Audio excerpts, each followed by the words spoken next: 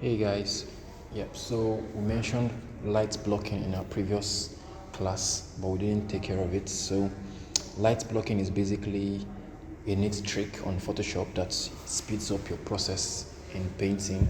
So, it's basically used to help you create like a background so you don't start having to be more careful in different stages of your drawing. So, once you get it right at the beginning, it's easier to just continue replicating and improving on your design. So yep, so first thing we'll do is to create a new layer. I'm working with the project Ridwan did during his ASA on this system here. So I create a new layer and name it light block. Also remember Ridwan didn't do the second pass of a sketch, so we're working with just one pass of sketch, but after you've done your first and second, then you can do the light block. So with the light block, I choose a brush, make the color close to black but not exactly black, so I prefer deep blue, and brush size hardness not too soft, so it's something like this. So if you have something very soft like this, it's harder to maintain because the colors start spilling outside the lines like this. So you don't want that. You want your color to be quite hard, your brush to be quite hard. So I use around 80% for the light blocks.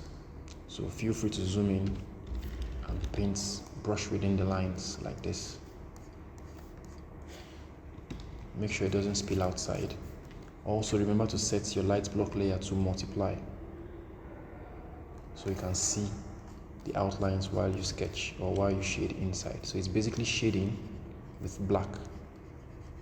So I'll quickly run through the shading. I'll start with the outlines or the places close to the edge. Then I can come in and fill the middle or the center of the image or of the sketch, the line art sketch. So the first thing is to sketch the outsides and then go in. On your final pass of your sketch, you won't have double strokes on the outside. You have clean strokes on the outside because you must have corrected all the errors you made during your first pass of your sketch.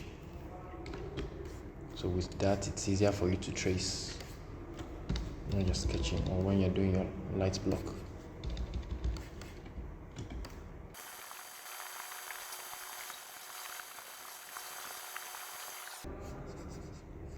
Make sure you zoom in when you're sketching, when you're doing your light block, so you don't have strokes spilling out of the actual line art. So Ridwan didn't clean up this, that's why we're having some strokes seemingly outside. But usually you have one final stroke on the outside, not double strokes.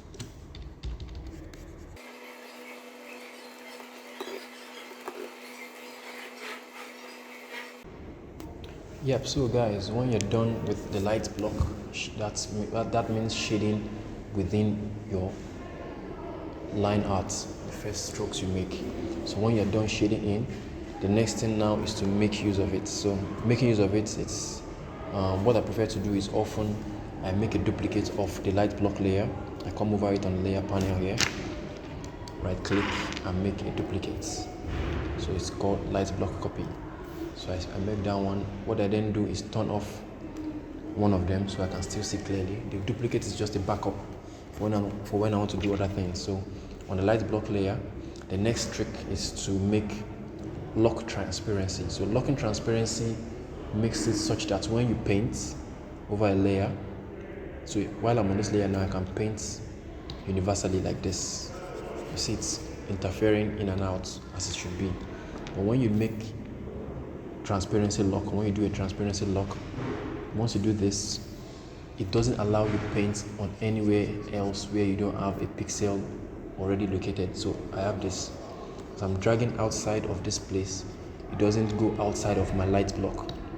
So the paint or the brush already only works on where I've already painted earlier. So that's one of the benefits of the light block first step with the transparency lock right here above your layer panel. So with this I can paint my skin whatever color I want, but I think I want to make it a more human feel. So I'll do this and paint. Oh, I don't like this. And paint my skin.